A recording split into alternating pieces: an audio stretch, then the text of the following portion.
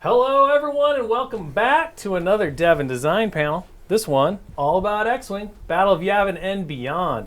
I'm Will Schick, the Director of Product Development for Atomic Mass Games. And I'm Michael Plummer, Game Developer here at Atomic Mass Games. And Lead Developer of X-Wing. It's true. Very important. True. Just the two of us today, due to, we had Preston on tap. Mm-hmm. Unfortunately, he's not able to join us due to the delay, much like in the Legion panel.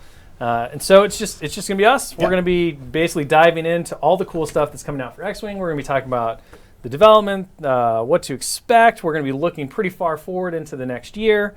Look at all the cool stuff. Good roadmap of like what is coming. So we're pretty excited. But the first thing we wanted to do was just kind of go through a quick recap.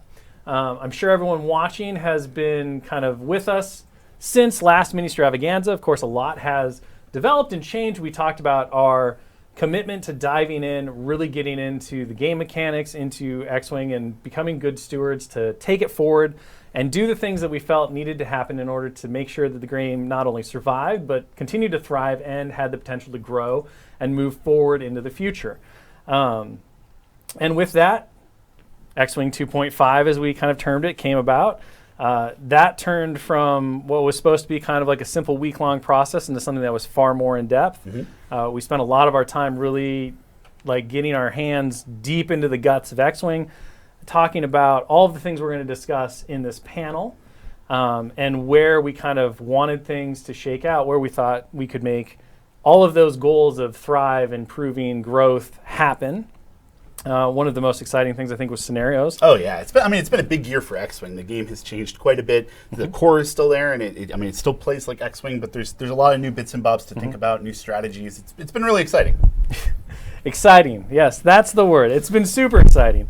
And obviously, you know, with anything, it's still kind of like fallen into place. Yep. One of the exciting things for us internally has just been watching as things start to click with people. They get more experience with the new system, with scenarios, and you start to see a lot of new metas emerge. You start to see counterplay. This thing is now dominant. Now this thing is now dominant. This thing starts to take over. And I think that's a very healthy, you know, place for the game to be. It's obviously where we always aim for the any game that we make to wind up, where you have this dialogue between players of like where things are going. And then it's our job to come in when necessary and do a little bit of gardening, do a little bit of housekeeping. If one emergent strategy becomes a little too strong and just there's no answers to it that the community can find, at that point we identify it, we start to look at it, and we go forward what's there. But again, everything that we've done really has set the stage for what we're going to talk about now. Yeah. And we have some very exciting stuff. A lot of it we talked about initially as kind of our hopes and dreams during the last Ministravaganza panel, which are our first one, really diving into X-Wing and talking about our expectations and what we were trying to do. Star Wars Celebration, you saw the first peek behind the curtain of this, and that was the scenario packs. Yep. Battle of Yavin specifically. These things might be one of my favorite things so far that we've really gotten to work on for a lot of different reasons. For those who maybe don't know or haven't seen the article, there was an article that was posted as well as part of kind of the Ministravaganza. Didn't happen on time. Let's show kind of the information that we were going to give out, so that people have a foundation and an understanding of kind of what to expect from these things. But the scenario packs, they really wanted to tackle a couple of different things. So we really wanted to create a new product that allowed players to dive into the narrative in the galaxy far, far away. We see so many iconic battles. You know, X-Wing was born of the imagination that was brought about from watching Episode 4, Episode 6, Episode 3, like episode all of them? Episode 1, yeah, episode all of them, Rogue One. You know, the visuals, the spectacle of these big space battles with a lot of dogfighting and fighters, X-Wings, TIE fighters, all that stuff. We knew that there was untapped potential there, you know, that there was a way to, again, expand the X-Wing experience beyond kind of the basic play and let players have their opportunity to dive in and kind of recreate these moments and see if they could do better or if they could make the outcomes different. Additionally, one of the big things that we wanted to do, and we talked about with the standard loadouts, was create products that were not only great for newer players by kind of taking some of the list building strain off of getting ready for a game, but also really useful for existing players who maybe weren't looking to necessarily have the competitive like tournament experience of like customizing and fine-tuning the perfect list, but instead we're like, I have a couple hours, I've got my buddy over, I want to play a quick game of X-Wing. Yep. So rather than dig through the binder and try to pull everything out, you can just be like, okay, let's just throw out these standard loadout cards and we're ready to go. So it's kind of the quick play version in a way that was really accessible and completely player friendly. And so still maintained a lot of the character and the flavor of who these pilots are and what these ships are for. And it also let us kind of, base them in a little bit of that sauce of the Battle of Yavin or the Battle of Coruscant and give them just that little something that makes them special. And I think that was one of the interesting things that came about, when we were originally talking about these, and people have, in the online community and stuff, it kind of brought this up. When you go back to the original Ministravaganza panel where we talked about standard loadouts, at the time, the kernel of the idea was that they wouldn't necessarily be new. They would just be kind of like combinations that were already ready-made in the game. And they would have points associated with them so they could be legal in standard play, but they wouldn't really like dramatically change characters. And then as we got into the process and we started exploring stuff, and especially your work with the playtesters, all of a sudden it was like, wait, there's a lot of fertile ground to make some really interesting and compelling choices that tie back into the scenario packs and their narratives that they want to tell, and also just to create these really fun, unique, fully kitted out pilot and ship cards that players can take as different options than necessarily customizing their own ships. And that's always one of our goals, right, is give people new ways to play with their miniatures, to use the things that they've collected and these collections that they love and really treasure. Like, here's a new way to play. Here's a new scenario. Here's something that's different than the standard game of X-Wing that you play every week with your friends. It's great to have that kind of sidebar and, like, Yeah, and so, all of this is kind of like setting up, and a lot of it was covered in the article. But we kind of want to just go over it again and kind of talk about some of the theories behind it, because this is going to be one of those major product expansions that you're going to see a lot of. And we're going to be talking about two of them. We're going to be showing more of the Battle of Yavin. So if you saw the article and you saw some of the cards that were in there, we're going to be diving into some of the more of the pilots that are also included in that pack. If you want to see how the Death Star trench run scenario goes, we're going to be playing that later today with a 4-person multiplayer game that's going to feature myself, Mr. Plummer, Simone Elliott, and Josh, our art director. We're all going to get together. We're going to split into 2 teams, and we're going to see who can come out on top, if the Rebels can blow up the Death Star again, or if the Imperials can manage to stop them this time. And we're going to have a great time doing it. It's going to be a hoot. Yeah, I can't wait. And of course, another really big thing about, we talked about with these battle packs or scenario packs and the standardized loadouts, they're a great way to introduce new players into the game. And Josh and Simone have like minor experience with X-Wing. They've played a couple of games. But they're still very green. And so, part of the fun is that we're really going to demonstrate how this kind of like scenario pack experience can be really useful for communities that want to grow, to bring players into the game that maybe would be put off or a little intimidated before in a more casual atmosphere. And we're just going to have a good time. Yeah. It's going to be great. That's why we play games, right? That's why I play games. So with that all said, let's dive into the first battle pack we're going to talk about, which is going to be Battle of Yavin, and just discuss a little bit more about things. Now, the first pilot we're going to show is one that I think was already in the article, but we're going to talk a little bit about the genesis of like how everything came together. He was the first one that I think you built. Yeah, absolutely. We had to start with Luke Skywalker. I mean, it's the Battle of Yavin. So walk us through, let's put up Luke's card, and then walk us through kind of like how the design process worked, how the iterations happened, and where we came out on kind of the whole process to what led to the final version of Battle of Yavin. Yeah, so I mean, like you said, this is one of the first ones that we did, and what we wanted to do with Luke Skywalker is we wanted to have a very iconic Battle of Yavin Luke Skywalker that is exactly what you would expect Luke Skywalker to be at this battle. And you don't get much more iconic than proton torpedoes, R2-D2, and instinctive aim, right? Use the Force, Luke. So we knew that those had to go on here, absolutely. And then we wanted to give him a little bit something else, so we give this attack speed, which just makes him really good at going fast in a straight line. And there are other pilots that have this same upgrade in the pack that kind of gives them a little bit of link between the two.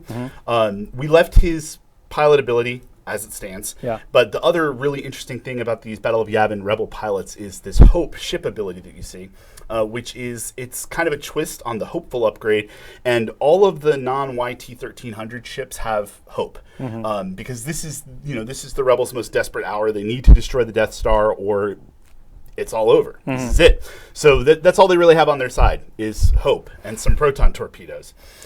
So this Luke Skywalker is exactly what you would expect out of Battle of Yavin Luke Skywalker. It doesn't have all of the most, crazy tricks that you can do with a Luke Skywalker, but it's effective, it's simple, and it blows up the Death Star. You can't get better than that. You hope. You hope. Let's talk a little bit about, like, you mentioned something, but I think this is really important, and it was one of those, like, aha moments. The light bulb went on as we were going through this. The fact that all of the Rebel pilots, barring Han Solo, have Hope as, like, an identifier. And then we also see this kind of mirrored in the Imperial side with a different universal kind of upgrade, quote unquote upgrade, that appears in their pilot skill. Like, so just give us kind of the reasoning, the thought behind that, how that came about, because I think that, again, is going to be something that as we start to look at all of these different battle packs going forward, or scenario packs going forward, and these standard loadouts that are tied by a specific narrative, it's going to happen again and again because it really ticks a lot of these really important boxes. Yeah, so what we wanted to do is we wanted to make sure that while this is a character that you know and love, and it's a ship that you've flown before, and you kind of know how the package works, that there's something there that makes the Battle of Yavin special. That they're, they do have this moment that they realize that the galaxy could be destroyed. This could be the end of the rebellion. And so to kind of give mechanically a reason to play these standard loadouts together, and then at the same time to just add a little bit more flavor to the emotions that the characters are feeling and what is actively going on in the saga of Star Wars at this time, we wanted to give an ability that was linked across the ships. And we were talking about it, me and Pagani and me and you, and just like, what could this be? What should it be? And we went through several ideas. For a while, we had something very similar to attack speed across all of them, but it just gave a little bit too much mobility. And then we eventually landed on Hopeful. And one of the playtesters actually said, well, what if you put a twist on it and made it a little bit better? And it was just a moment for me. They're like, oh, that'd be really cool. Why don't we do that? So Hope is very similar to Hopeful, but it doesn't have all of the same restrictions because they are in their darkest hour. And you'll see this as we talk about all of the other ships as we go through too, especially on Battle of Coruscant is where it really started to shine. All right, so let's jump to Hall Okend, who I know you were particularly excited to do. Yeah, I love Hall. So Hall Okend is in a Y-Wing, your favorite ship. Of course, I love bricks. He's really fun and really interesting. So his pilot ability is during the system phase. If there are no enemy ships at range 1 to 2, you may recover 1 charge on any upgrade. And as you can see, he has advanced proton torpedoes. So in this Y-Wing, which is kind of like a brick in space, if he can manage to stay away from the enemy, he can have proton torpedoes 4 days. And then on top of that, he has his precise astromech, which gives him a way to get locks so that he can fire those proton torpedoes. So this Y-Wing is supposed to just be kind of like a devastating force of destruction as long as you can pilot it where it needs to be, which is a challenge with a Y-Wing. It was really fun to work on this one and try and make something that is a little aggressive for a Y-Wing that wants to be like kind of dipping in and out of the space fight. Yeah, he's a lot of fun. I'm really excited for this pilot and all of the pilots in this expansion, actually. All right, and of course, one of the big ones, which also has attack speed, is Biggs Darklighter. Biggs Darklighter. Super important. Of course, the 3 that go into the trench run, Luke, Biggs, and Wedge, all have the attack speed ability because they go in and they decide to go a little faster than everyone else. And they go full throttle. And it actually gives them a little nudge on making their attack run in the scenario because of it. So talk a little bit about Biggs, like how he came together. Yeah. So Biggs, we kind of started talking about the characters and like what defines them, right? And Biggs kind of what it came down to is he's like the consummate wingman. He's known Luke for a long time. He's always there. He kind of saves Luke's bacon. How do we fit that all in here? And that came about a lot in the pilot ability. So his pilot ability lets him choose a friendly ship within range 1 during the system phase. And then during the activation phase, he's going to activate at the same initiative. So while he is initiative 3, if he's within range 1 of his buddy Luke, he can move at initiative 5 during the activation phase. So he can keep up with people, not get in the way of the better pilots. very simple, but very effective. He also has the selfless upgrade that allows him to help take some hits, just like that iconic moment in the film. And, of course, attack speed, proton torpedoes, and R2-F2. You'll notice all these Rebel ships have proton torpedoes. It's pretty important. I mean, it is whole, the only narrative, thing that right? can destroy the Death Star. So that is a through line through all of these. It's a lot of protons. Another fun thing that we got to do is I think all of the astromechs are named, right? Yes. Yeah, that was a lot of fun, like going through and finding out what was the name of this pilot's R2 unit. Yeah, so all of them have their correct moniker if it exists. Okay, so that kind of wraps up the Rebel side. Let's jump into some more Imperial cards. And the first one is Backstabber. Yeah. Of course, if you got the 3 Rebels making their run, you have to have the 3 Imperials shooting them out of the trench. Yeah, you got to have Darth Vader and his buds. So this guy right here, the first thing you'll notice is probably the pilot ability. It's very, very deadly. So when this guy is flying in formation with Darth Vader or Dark Curse, Mauler, thank you. Sorry. Miffle? Yeah, or Mauler, and if they're in his side arc at range 1, he gets an extra die on his attacks because they are so practiced at flying together in formation. He also has Crack Shot, which is just a fantastic upgrade, makes you very, very reliable. Disciplined, which is sort of the other side of Hopeful, because, of course, he flies with Vader, he better be disciplined.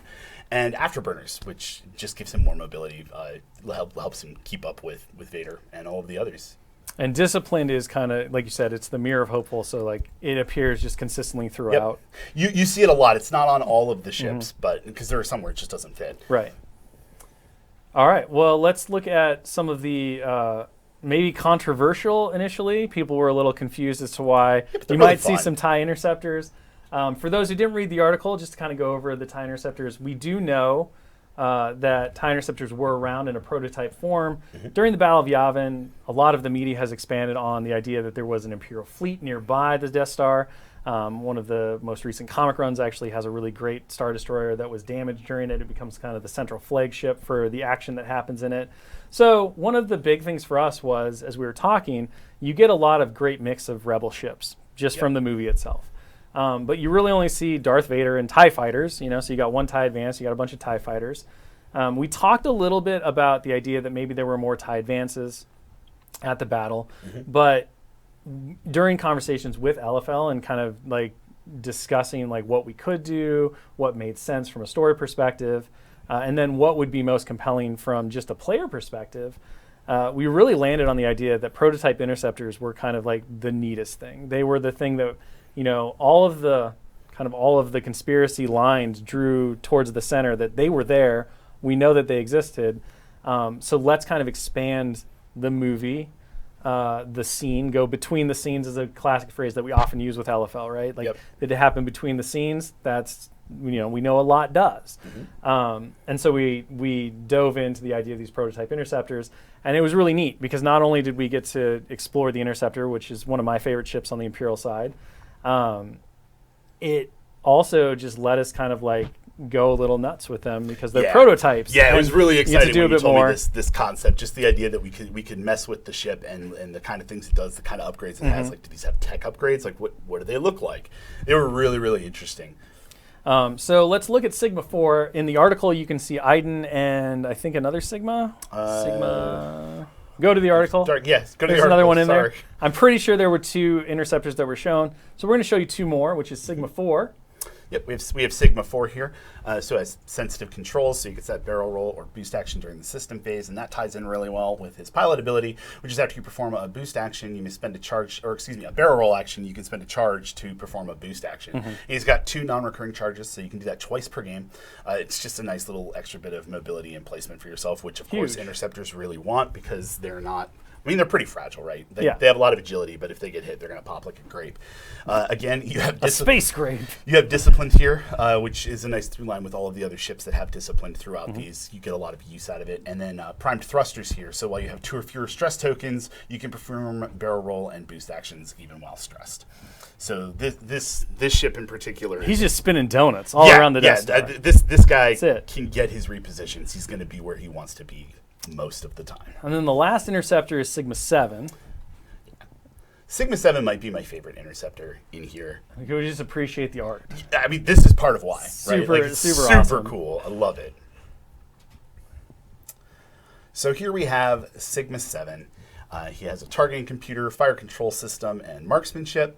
And his pilot ability is, during the system phase, you may spend 1 charge to acquire a lock on the defender. So this guy right here, he's just a very standard interceptor. He has great upgrades and a couple charges, sensitive controls. He's here. He's here to party? He's here to party. He's here to He's party? going to get you, yeah. Each of the interceptors really came out. I like the idea and kind of the through line of, like, you look at the TIE fighters and a lot of stuff like really lines up, and then the interceptors themselves are all very unique to the pilot, which kind of shows that prototype too, right? Like, Sigma 7 is running he's got the upgrade for a targeting computer, and he's better with it. He's got the things that work with it, and then you have Sigma 4 is a little different. Iden has a very different loadout as well. So it was fun to kind of go in and make these unique prototypes of everything. It's like when you talk about the ships are hot rods, right? Yeah. It was really fun to just make them each individual and fit what they're supposed to do. And then, of course, they looked at all of these amazing interceptors, and they're like, well, that's too expensive, so we're just going to make it like this. Yeah. Base models only for everyone from now on. So that runs through all of the cards that we were going to show for Battle of Yavin. Again, if you didn't see the article, go hop on atomicmassgames.com. You can see the other ones that we showed off, and that pretty much runs the entire pack. Because you're going to get 10 Rebel standard loadouts and 10 Imperial standard loadouts. There's a few left. There's a couple on the back of the box, too, for eagle-eyed viewers. That's true. Let's talk really quick about, the star of the entire scenario pack, because it's what everything's based around, and what we're going to play later today, the Death Star trench run scenario. So talk about, taking this super iconic moment and distilling it down to a 3x3 table with a trench. It was interesting, and it was really fun. One of the first things that you said to me is, it's got to have a trench. Yeah, like there has to be a trench on the board. Not to fight otherwise. Trying to figure out the best way to do that and make it interesting and make it have kind of depth and mean something was difficult. Just because of the way that X-Wing works, and the trench is lower than space, but the miniatures kind of bump into one another. So what do we do with that? So the battle pack does come with a full-length Death Star trench, complete with an exhaust port on the end that is used in the scenario, and you lay that across. And then we actually have a condition card for attack run. So there's a mechanic in the scenario where a single small ship can get into the Death Star trench, and then it can only make straight maneuvers as it kind of barrels towards the exhaust port and tries to fire its proton torpedoes right into that exhaust port. So there are a few turns. If you could just do that right at the beginning, the game is not going to be very satisfying. If the first turn you just fly in and go. So there's a limiter on when you can do that. You have to play through a few rounds of dogfight first, and there's a bunch of ships on the table. We wanted to kind of expand the size of the game from the standard 20-point game. We put this up at 35 just to kind of give it the weight and the depth of how important this moment is and how iconic this battle is. So at the beginning of the game, you have all of the ships facing off with one another, flying back and forth, shooting, going crazy. And then later on, more ships show up for the Imperials, those iconic moments where, you think you're safe, and then here comes Darth Vader, and he blows you up. Yep. We looked through the movie, and we tried to find specific points that are very important to the story and that you remember from growing up and watching A New Hope, like when Han Solo flies in. Yahoo! So we have a Yahoo condition that allows you to come in with one of your large ships later in the game and take a shot and then kind of go off and do your thing.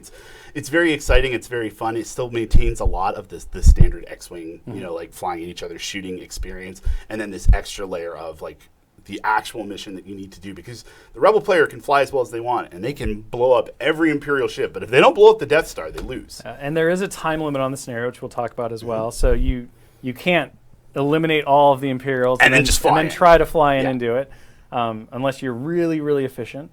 And I think the other big thing to talk about, I know a lot of people like really had some surprised reactions to the fact that it's a 35-point game. It's much larger than your standard. And one of the big reasons for that is, again, these packs are really looking at, okay, they're great for experienced players, and 2 experienced players can throw 35 points on the table. It might take them longer than a normal game of X-Wing, but they're going to be pretty competent with it. But the larger game scale not only adds to the epicness of the whole thing, it also allows you to really break it into a multiplayer experience. Easily. And there's nothing more attention-grabbing than watching X-Wings and TIE fighters fighting over a Death Star trench. Nope. Because we all immediately gravitate towards that. So, whether you're looking to build community in your stores, whether you have friends who are kind of like toying with the idea, or you want to like open this up to more of a game night experience with more casual players, everything about this, again, was looked at from how do we enhance the veteran player experience and grow the game in a way that's exciting and compelling for them, but also how do we create entry points that are exciting and fun and allow new players to see that success that locks us all in and makes us lifelong X-Wing players. And so I think that's really cool, and it's been part of the fun part of the scenarios is like identifying these iconic moments, building everything around it, and then having this neat little scenario pack that is a lot of things to a lot of different players. Yep. And now we're going to talk about the second one. So Battle of Yavin's the first. Yep. And then the one following very shortly after that, this late this year, is going to be Battle of Coruscant. Siege of Coruscant. Siege of Coruscant. My note says Battle of Coruscant, so we'll fight about it later. We can do that. So here's the beautiful cover piece. Just take a moment to like absorb it all in. Like so many ships. Preston did an incredible job with the artist. Like Coruscant looks great. I love that flaming hyena bomber. Oh it's yeah, just it's that. Just having a bad day. It's done for. So Siege of Coruscant, Battle of Coruscant. I know you're right. It's Siege. My notes are wrong. That's but okay. I will never admit it, even though I just did. You just did. Siege of Coruscant. So again, taking everything that we talked about from Battle of Yavin and effectively applying it to two new factions, which is going to be the Separatist Alliance, obviously, and the Galactic Republic. Talk a little bit about just overall the philosophy going into this one versus doing Battle of Yavin. Like, what were some of the things you were thinking about a little different? How did you approach, because you did this one after Battle of Yavin. Yes. So like, what were some of the ways in which it became easier and it became harder using those applied lessons? Well, it became a little bit easier to kind of understand, I mean, frankly, just how much stuff is going to fit on one of these cards, for one. Just because when you were first starting making the standardized loadouts, it's first time with that size of card, and like you wanna pack these things with abilities that are gonna have fun interactions, but there's only so much space. So it was a lot easier to kind of like hone in on what is the essence of this ship, like who do we really want Anakin Skywalker to play, like how do we want this to work, and also just those kind of overarching abilities. All of the clones in this one have a ship ability called Born for this that just fits really well, and being able to find a through line for that and make it work with the non-clone ships like the Jedi ships, it was really fun to do. And I don't want to say it was easy, because we definitely had a lot of iterations of how this is going to work, and it was, there are moments where it's super busto, and there are moments where it's like, what does this even do? And then eventually you find that sweet spot where it's pretty good and it's pretty cool and it's fun.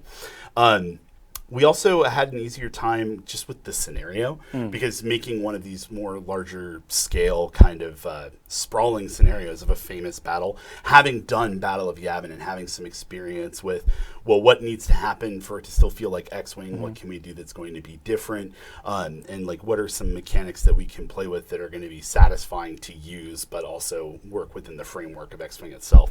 I was really happy with how the scenario came out. I think it's a lot of fun. Yeah, and of course, if you're wondering, that scenario is all about rescuing the Chancellor. Yes. From the clutches of General Grievous. So the goal of the scenario is to get basically Anakin and Obi-Wan onto Grievous's ship, and at that point, you kind of play a little mini game where you try to rescue the Chancellor, and if you can do that, you win. But there are a lot of Separatist ships. Like, they never run out. If you've seen the movie, there are a lot of Separatist ships, so be ready. So let's take a look at Anakin Skywalker first. Of course, I think you got it. Just like Luke, you got to take a look at the the poster child of the battle. So we got Anakin Skywalker here in an Eta-2 Actus. We gave him a little bit of sort of a mirror of the Eta-2 that already exists, and that his pilot ability, it goes directly with Obi-Wan. And the way that it's written, it works with both the Obi-Wan Kenobi standard loadout that is in this expansion. It also works with the LCG-sized Obi-Wan Kenobi Eta-2 Actus card. And so this allows you some maneuverability, lets you do some barrel rolls if you end in the right place after your maneuver. And then over on the upgrade side, we've got Malice, which is a dark side power on Anakin Skywalker. And though he has not quite made his shift, he's starting to head that way. So we thought it would be a really nice little something for Anakin to have this. All of the Eta 2 Actus in this one actually have this second upgrade, which is ancillary ion weapons. So, and this was brand new to the ship, right? This is brand new. This is a brand new upgrade. Doesn't exist in X-Wing yet. So this, we wanted to build the idea of the Eta 2s with cannons into this ship, but also like let them do something unique. So they have these ancillary ion weapons, which kind of, I mean, it gives you the option to ionize. It lets you do something different with your weapons when they're you know. You get the dice that you're used to. You're still going to maneuver the ship in the way that you want to, but sometimes you just need to ionize something more than you need to blow it up because, you know, scenario or what you're trying to get to. So it just gives them a little bit more flexibility. And of course, it's not Anakin Skywalker without R2-D2. Of course. I mean, he was there. So thematically, it's got to be there. I love the fact that, you know, when you were working through the ancillary ion weapon thing, you know, the number of charges, how many times you got to use it. Was it still useful and impactful? And it was neat to watch that process kind of go through. And I think it's a really cool way to represent cannons that is slightly more balanced and has these like different tactical choices and applications to it. This was really fun to work on, like getting that one just right. It was a struggle, but we got there. So let's talk about another Jedi, but not Obi-Wan. Not Obi-Wan. Let's talk about Shaak Ti. Shaak Ti. So we have Shaak Ti also in an Eta 2 Actus. And Shaak Ti is really interesting on account of her pilot ability. So her pilot ability is at the start of the end phase, you may perform a purple coordinate action, even while stressed. And after you perform a coordinate action, if the chosen ship has the Born for this ship ability, you may coordinate one additional ship. So like very much an ability that is completely baked into the whole scenario pack. Absolutely, yeah. This Shaak Ti definitely wants to fly with the clones that are in this expansion pack. The ship ability is still good if you're not. It just gets a little amp up if you have a couple more of these to kind of give that idea that like they're in tune, they're ready for the battle, they have a plan. Shaak Ti has marksmanship and brilliant evasion, so good shot, pretty safe. The ancillary ion weapons and an R4P astromech.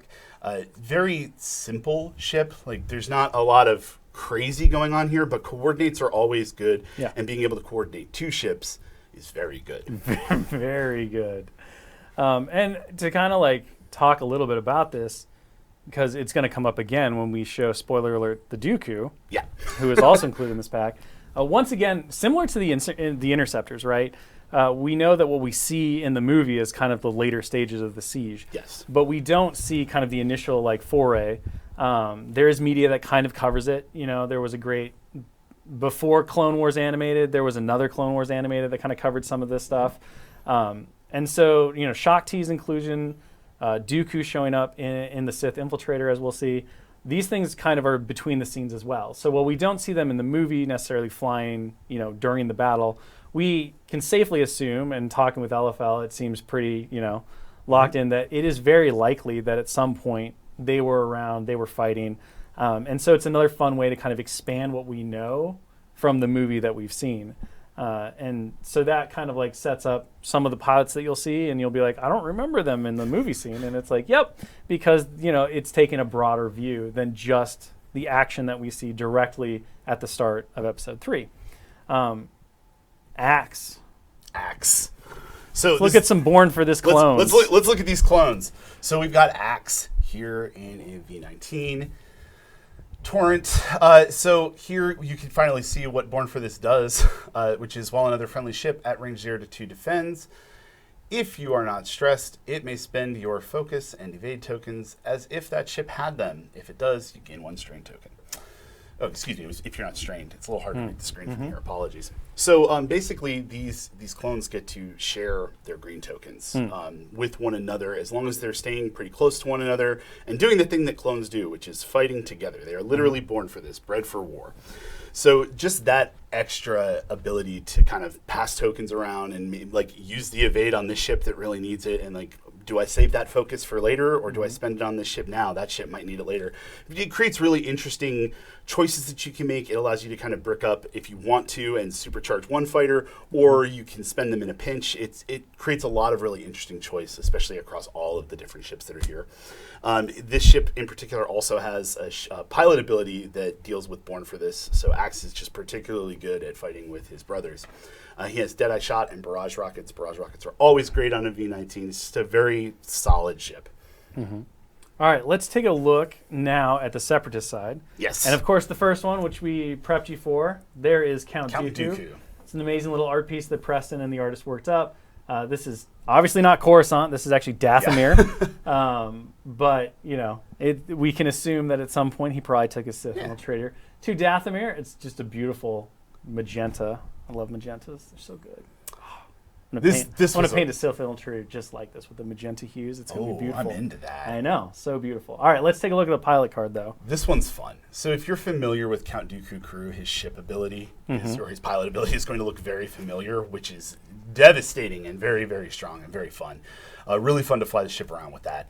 He also has Malice and a new Force upgrade that we created, which is Roiling Anger. Roiling Anger is kind of it's a twist on patience. It helps him get his Force back, but in an aggressive way, as opposed to not attacking.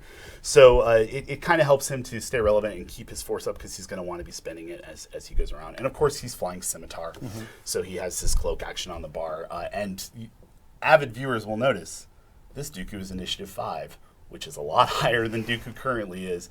And this is like Dooku's big moment, right? So Dooku is at the peak of his game until he's not. Right. you peak early. Well, there's not much more time to peak. So we wanted to make sure that this Dooku is very much like front and center, important, does what he wants to do, and can be leveraged to make you victorious. We think he's a lot of fun. And then, of course, we have a whole bunch of droid fighters that are going to show up. We're going to show you two of those. The first one is Dis T-81. Yep. So this is a droid tri-fighter, and I think of this guy as kind of like the elite droid tri-fighter. The elite droid tri-fighter. Yeah. He's been around. He's been around. He's very skilled. His programming has learned. He has outmaneuver and afterburners, which are both fantastic upgrades. And then he has contingency protocol that you see here. So contingency protocol is the through line for the Separatists here. And what contingency protocol does is that after the ship is destroyed, another friendly ship at range 0 to 3 with contingency protocol may perform an action even while stressed. So as your ships are being destroyed, other ships are able to get out of the way or grab a calculate or barrel roll, do whatever it is that they need to do to better position themselves, because the thing about the Separatists is they will throw those droids into the meat grinder. One droid doesn't matter. And so, you know, the idea here is that, like, the programming understands that other ships are going to be destroyed, and how do you handle the fact that the droid that was right next to you isn't there anymore? What do you do to evade? What do you do to get yourself into a better attack position? So you're going to see contingency protocol through a lot of the Separatist stuff. Really strong, as you mentioned, a really strong rule alone in a normal game of X-Wing. However, when you tie it to the scenario, and this is another fun thing, where they keep coming back, all of a sudden it's like, oh yeah, I get a free action, and I know that ship's going to just like pop right back later. It's no big deal. It's a no big deal. I really like the thematic elements and how that really ties into the swarm idea that happens in the scenario where the Republic is mounting a desperate offensive to try to save the Chancellor against insurmountable odds. The next one we have is DBS-32C. DBS-32. It's a nice little Hyena-class droid bomber. Yeah, this guy's really interesting. I really like the pilot ability on this one. So after you perform a calculate action, you may spend one charge to perform a jam action. Jams are just fun. It's always fun to, like... So you just like making Pagani super angry. No, Pagani makes me super angry with jam, and I've learned that jam can be exciting instead of frustrating, but it's both. It's a simple ability, but, you know, taking away someone's green token or taking away their locket in an opportune time can change the game. So you've only got 2 charges. You can only do it twice. That's fine. You probably don't need to do it more than that. This one also, if you look on the right, has strut lock override. This is new to this expansion. So we didn't want to have flipping cards. So we didn't want to put, landing struts and all of that on these ships. So we tried to come up with something that was going to kind of give the ships still some agency around obstacles and what they're going to do to them, but without having the turret planting. And what we came up with is strut lock override, which has 2 charges. And at the start of your activation, you can spend a charge. And if you do, ignore obstacles while you move through them. So, you can fly through that gas cloud with no ill effects. You can fly through those asteroids, no big deal. And of course, all these come together to, fight ideally in the Save the Chancellor scenario. Talk to us really briefly. There's no trench in this one. There's no trench in that one. Talk to us really briefly about kind of like what the objectives are, what players are trying to do. There's no trench, but there is the docking bay of the Invisible Hand. So in that scenario, you have the docking bay of the Invisible Hand, and then you have the rebels, or not the rebels, excuse me, the Republic and the CIS flying towards one another. There are hyperspace points where the reinforcements for the CIS can come in from. So as you're chewing through those ships, they're going away. There's a time limit, and then you need to eat through the shields on the Invisible Hand so that you can get into the docking bay. Receive a rescue token, and then there is a little dice mini game to see if you can actually save the Chancellor while you're on there. Nice. Yeah, that one's really fun, pretty wild. And of course, there's... It goes nuts and just off the rails, and all of a sudden you're like, I'm never going to win. I'm never going to win. I can't do it. I got in. We saved the Chancellor. It's Roll great. them dice.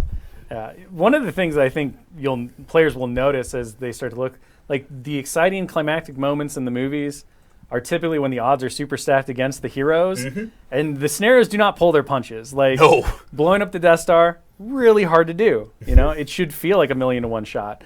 If you're rescuing the one, Chancellor, if you're side 1 in the movie, is that what it is? You're going to have a hard time in this scenario. There you go. And that's kind of the idea, right? Like these are epic moments, like 1 in a million shots, right? So if you make it too easy, you don't get that same satisfaction. You cheapen the victory. Absolutely. Okay, let's talk. Let's go beyond scenario packs. We've talked about the 2 that are coming. We're going to talk a bit more about what to expect in the future because we do have some more lined up that are going to be pretty exciting. But I want to jump into non-standard loadouts. So one of the most exciting 2.0 releases that came out initially was the Hot Shots and Aces card pack. And of course, this is really cool because we talk about how adding more opportunities and options for using the miniatures you already have is very cool. It's very exciting. And we wanted to go back to the Hot Shots and Aces and make Hot Shots and Aces 2. Yes, we did. So let's kind of take a look at the cover art. Rad cover art. For Hot Shots and Aces 2. Gives you a little bit of a preview of one of the pilots that we're going to be looking at in a little bit, which is Poe Dameron. In the Millennium Falcon. Going through the crazy hyperspace leaping thing that he does I love this piece of art, by the way. It's just so dynamic. There's so much motion. I love anything where there's a ship exploding in the background, and it looks like I've got 3 of them here. Oh, yeah. So, yeah. Everybody's blowing up, It's a crazy time. So this pack is going to, of course, bring new pilots for all of the factions. Definitely a big undertaking. I think it's 5 per. I think it's 5 per. It's about 35 ships. So it is a huge expansion pack in terms of bringing new content to the game. Talk to us a little bit about the process, identifying different characters and things like that. Yeah, I mean, making Hot Shots and Aces was really fun because we wanted to try and look at these ships and look at characters that people know and love that maybe haven't hit X-Wing yet. So I don't know what I'm allowed to say is in here. I mean, they can't stop you. It's live. I mean, that's true. Super live. I guess one of my favorites is Keo Venzi in an E-Wing for the Rebels. They are fantastic. They're a lot of fun to fly. They are great. And then you're going to see other characters that you know and love. I'm afraid to say too many names here. I think the Scum pilots are especially fun. I really like a lot of the stuff that's in here. It was definitely an opportunity to bring some of the fan favorite pilots that didn't make the jump from 1.0 to 2.0 back into the game in their iconic ships for sure.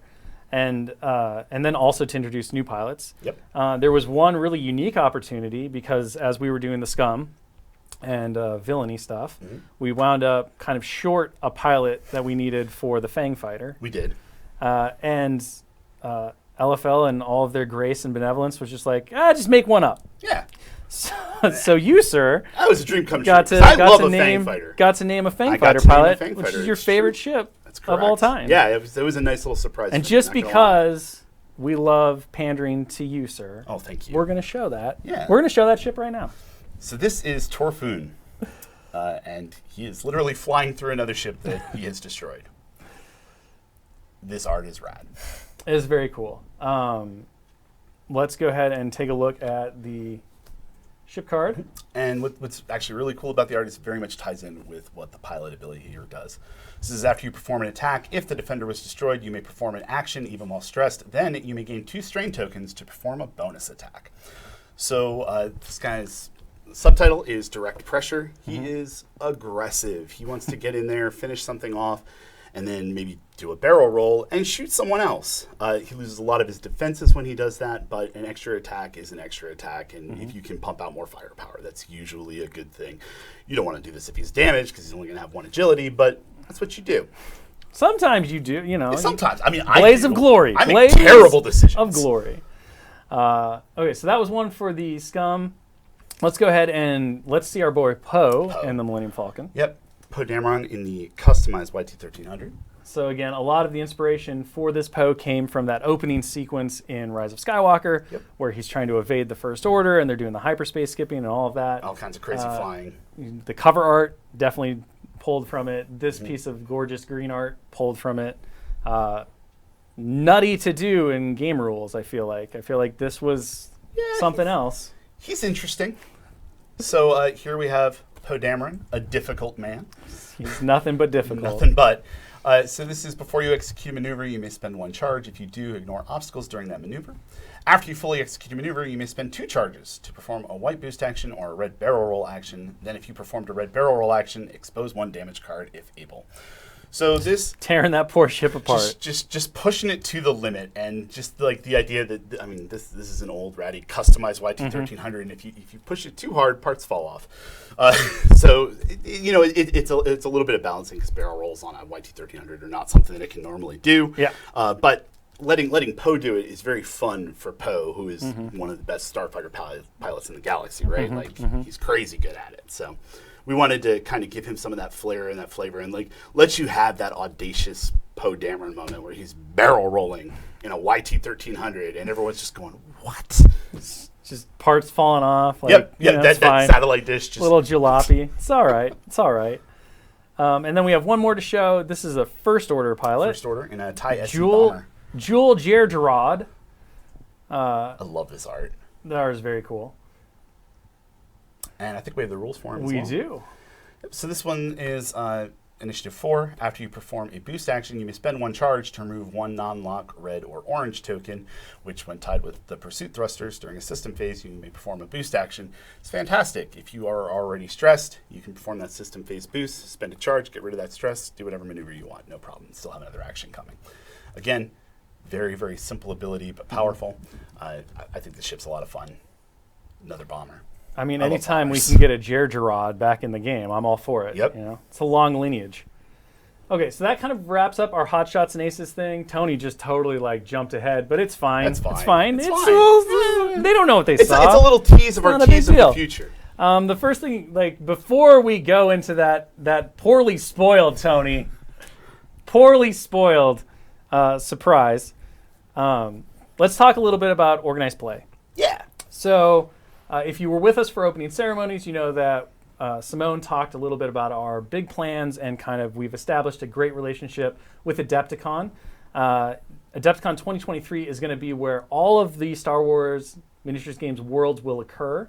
So if you've qualified this year, if you qualified in years previous, all invites during the COVID times will be honored. So you can come join us, duke it out with the best in the world, see if you can take the top spot. After Adepticon 2023, the 23-24 season will run to Adepticon. So that will become our new regular cycle for events. There are a bunch of opens and qualifiers that have been announced. You can check out our social media, and then I believe they'll be on the website at some point to see what's going on. We have all the ones that we know of so far, but there may be a couple more right before the Adepticon happens. So we're really excited to finally get back on track, to get the good tournament cycle going. There's going to be some amazing prizes. and it should be really great. Moving forward, one of the biggest things that I'm very excited about This is so cool. is that store tournament kits, which will be coming into circulation in that 23-24 season, will actually include an invite to Worlds. So if you win your store tournament, Store championship, you will have the opportunity to come to Worlds. Now, it will be a basic invite, which means that it's not going to cover your airfare or your hotel or anything like that, but it does get you into the tournament without any other like last chance qualifiers or anything like that. So this is a really neat way to kind of like expand the opportunities for players of all skill levels and in all areas to have the opportunity to come in, because there's a lot that goes into Worlds. There's the practice, there's the knowledge of the game, there's the strategy, there's the luck that comes when playing the games. But there's the unspoken like opportunity of, can you make it to a major event to get an invite, right? Yeah. Like what can you do that? And we wanted to make sure that the Worlds was as Worlds as possible. Yeah, and like there are a lot of great X-Wing players out there that play at their local store with their friends, and that's it. And maybe they make one trip a year. Yep. Who knows? And like, if we can help them make that one trip be to come to Worlds, that's great. And we want to have like the best player from every store play at Worlds. Yeah. So it's truly all the best players in the world playing at Worlds. And I think it's super cool, and I can't wait. Opening up just the amount of skilled players that can make it throughout everything is one of the big goals, right? You can't call it the top-end competition if you're putting in artificial barriers to the competitors that can compete, and there always will be some of those. Of course. But, this is our next step into like making it an even bigger and better event. The regional tournament kits, which will still happen, the qualifiers that are currently happening, they will include a Premier World invite, which will work much the same way as the invites do currently for Worlds. So if you're looking for to get a little bit more advanced on your invite, that's still a great way to do it, and those will be Premier events. So there will be a difference in terms of the level of invite, and more information on that will be coming as we get closer to that cycle for the 23-24 season. But we wanted to share that with everyone because we just think it's a great next step to really take Worlds into that new level of arena and competition. We're also, of course, going to be continuing to roll out more and more in-store organized play kits that are non-competitive focused, narrative events, just like Droid You're Looking For, which was a smash hit when it was run at Adepticon and a couple of other places, that expand the experience. The next one coming up is Children of Mandalore. Do you want to talk a little bit about what to expect from that one? I can talk about that a little bit briefly. So Children of Mandalore is going to be coming, and that is going to have 2 unique scenarios that are just for playing with this organized play kit. It's going to have some unique conditions, and you're going to get to follow the Mandalorian, the tradition of peace and the tradition of war, because if you think about the Mandalorians, they have both sides of that coin. Like, they were really good at fighting, but there was a period where they were really good at not fighting. So you get to kind of experience both of those with 2 unique scenarios. It makes your squad building a little bit different. It gives you some fun new things that you can do. You're going to be able to put some upgrades on ships that you might not have normally been able to. You get to blow up escape shuttles with malice. Yes, you get to blow up escape shuttles with malice. It's very similar to like the standard scenarios. They're kind of they're a twist on those, right? So there's not like a huge trench. There's not like wild reinforcements coming in from everywhere. It's much closer to a standard game of X-Wing, but it still has that flavor. It still has that fun and something different that you're doing. It's and the best part is you walk away with all of the cards, all of the tokens, all the everything. So when you're playing with your friends and you have time for a side table, throw down one of these Children of Mandalore scenarios, or you just feel like doing something different. That's the best part about these OP kits, is getting all the bits and bobs so you can do it yourself later. Alternate game modes, they just enhance experience. Absolutely. One thing I did miss from my notes there, I want to go back to the Premier World invite. So there's the store level invite, which is the basic world invite. The Premier level invite, they will give you a number of buys based on the final field. So if you do win a Premier event, you're going to start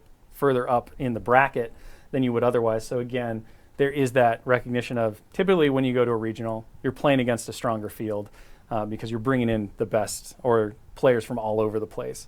But again, just really cool, and it's going to be a very fun next cycle that we're very excited to see how it turns out. Okay, let's talk about the future really quick. Let's do it. So one of the things we discussed at last Ministravaganza, much like the scenario packs, much like a lot of the things that have come to fruition, was the fact that we wanted to go back and look at ships that were really iconic, that were fan favorites, that didn't make the transition from 1.0 to 2.0. Happy to say that next year, you're going to see the start of some of these reprints of these ships. This is going to be also really important because in X-Wing Standard, the new tournament rules, you can only use 2.0 ships as legal ships. This again goes back to our desire to make sure that if it's a competitive event, it is competitive as possible.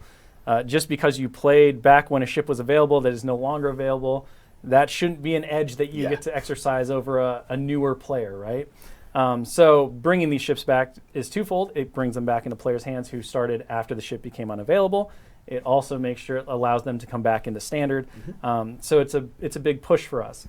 The first two, Tony already put the first one up, so I bet everyone's guessed what it is. Is of course the TIE SA Bomber. Classic, iconic ship from the original trilogy. I love this thing. It's not as cool as a Y-Wing, but it's pretty neat. Sure.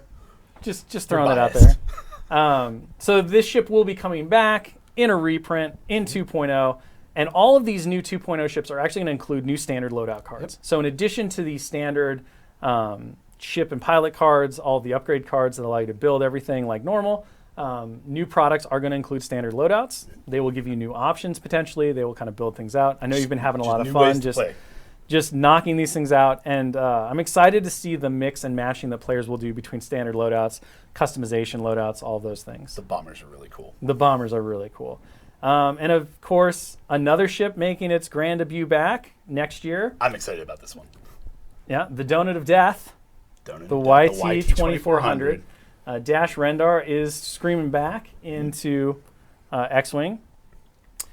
This ship, we're taking the opportunity with the reprint not only to bring it back, but also to do some very significant balance tweaking and readjustments to it. I think it's a very cool original design. It had some neat ideas, but it obviously has caused problems throughout the game. Dash Rendar was a name spoken in hushed, fearful tones for a little while there last year. Yes, that's true.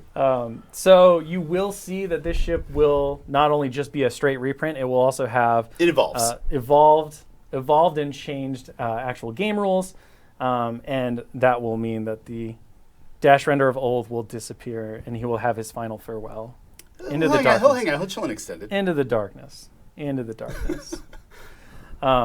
But we're really excited for these. So these will be the first two. They will be coming out sometime in quarter 2, quarter 3 of next year. And then, of course, yes, the Alpha Class Starwing is coming out as a reprint next year. It will be late next year, but we wanted to get that out of the way. So the Alpha Class will also be making its review. I'm excited about this one. It just looks so cool. This is one of my favorites, and it's literally one of the ones that I only own one of because it was like right when I left X-Wing to come and start Atomic Mass Games, and I just kind of fell out of like playing right around the transition. So I only ever got one, and I want like 3 of them. There you go. So your chance is coming. My chance is it's coming back. 2023 is my year. All Star Wings all the time. It might beat the Y-Wing for my favorite ship. Oh, wow. I know. I was very jealous. Stay tuned. Yeah. Who knows how it'll evolve. But again, new standard loadouts will also be included with the Alpha Class Starwing. Yep. It'll be a reprint. It'll bring all that stuff back. So this will continue going forward. Not every ship from 1.0 will get a reprint.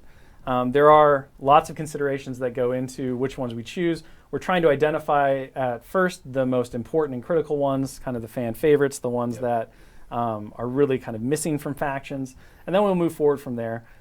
So the process has begun, and you'll start seeing all of these reprints coming out starting next year. Another super big thing for next year is you're going to see new single-player starters for X-Wing coming out. Yep. These are going to be dedicated starter squadron packs. They're going to include 4 ships for their faction. They're going to include standard loadouts, which will allow players that are new to immediately jump in and start playing with the ships with all of the upgrades without having to kind of go through the strain of learning the upgrade cards construction at the start. They're going to be balanced against each other so that 2 new players who have these starter boxes can kind of throw down, immediately start learning the game, and have a great experience and then begin their journey forward. We're really excited to be ushering in this. We think it's going to be a great leaping off point for new players. Of course, it's going to include the new rules and all of that. So it's going to be a new starting point that will kind of usher in the next generation of X-Wing players. I think it bears mentioning that the standard loadouts in the starter boxes are going to be, they're only going to include upgrades that are in the starter kit. Yep. So that this is just a single card that a new player can pull out and throw on the table.